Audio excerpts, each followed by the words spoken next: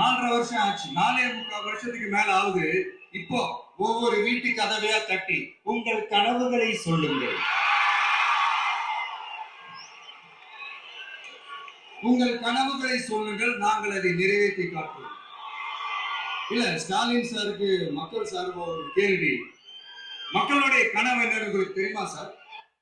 இதுவரைக்கும் விஜய் அவர்கள் கேட்ட கேள்வியிலேயே மிக சரியான கேள்வி அப்படின்னா இந்த கேள்விதாங்க. தமிழக முதல்வர் திரு மு.க. ஸ்டாலின் அவர்களே, இந்த கேள்விக்கு உங்ககிட்ட பதில் இருக்கா?